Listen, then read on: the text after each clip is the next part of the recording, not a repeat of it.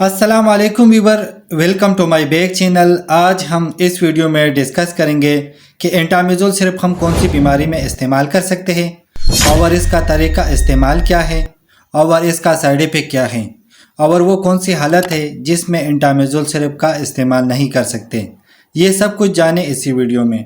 सबसे पहले बात करेंगे एंटामिज़ोल सिरप के फार्मूले के बारे में। तो इसके अंदर डाइक्लोफेनाक और मेट्रोनिडाज़ोल पाया जाता है और एंटामिज़ोल सिरप एबर्ट कंपनी का प्रोडक्ट है। अगर प्राइस के बारे में बात करें तो 83 रुपये में मार्केट से बआसानी मिल सकता है। तो एंटामिज़ोल सिर्फ बच्चों के लिए इस्तेमाल किया जाता है।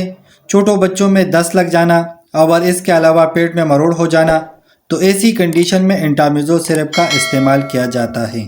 अब बात करेंगे कि किन कंडीशन में एंटामिज़ोल सिरप का इस्तेमाल किया जाता है। तो मेट्रोनिडाज़ोल एक एंटीबायोटिक है। अगर बैक्टीरिया की वजह से मोशन हो तो ऐसी कंडीशन में एंटामिज़ोल सिरप का इस्तेमाल किया जाता है। और इसके अलावा एंटामिज़ोल के अंदर एक और साल्ट मौजूद है। तो डाइक्लोफेनाक एक एंटीबायोटिक है।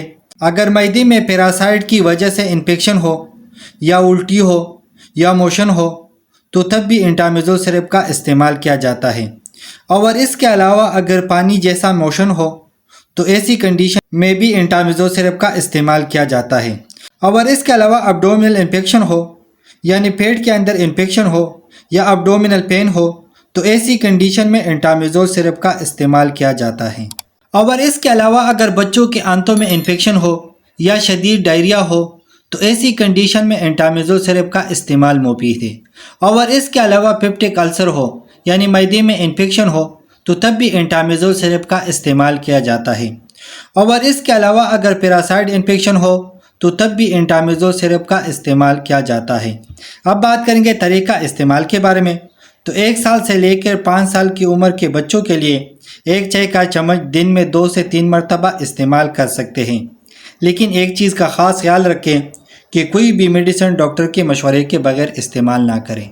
अब बात करेंगे साइड इफ़ेक्ट के बारे में। तो कुछ कॉमन साइड इफ़ेक्ट हो सकता है जैसा कि वोमिटिंग हो सकता है और इसके अलावा सर दर्द हो सकता है और इसके अलावा मस्कुलर क्रैम्प हो सकते हैं और इसके अलावा एलर्जिक रिएक्शन हो सकते हैं और इसके अलावा अब्डोमिनल पेन हो सकता है और इसके अलावा खून की कमी हो सकता है।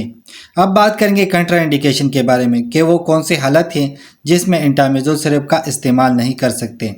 अगर किसी को हाइपर सेंसिटिविटी हो तो ऐसी कंडीशन में एंटामिज़ोल सिरप का इस्तेमाल ना करें और इसके अलावा बड़े उम्र के लोग एंटामिज़ोल सिरप का इस्तेमाल ना करें। तो उम्मीद करता हूँ वीडियो अच्छी लगी होगी। लाइक कर देना, शेयर कर देना। अगर कोई सवाल हो तो कमेंट्स कर देना। अगर चैनल पे न्यू हो तो सब्सक्राइब कर देना।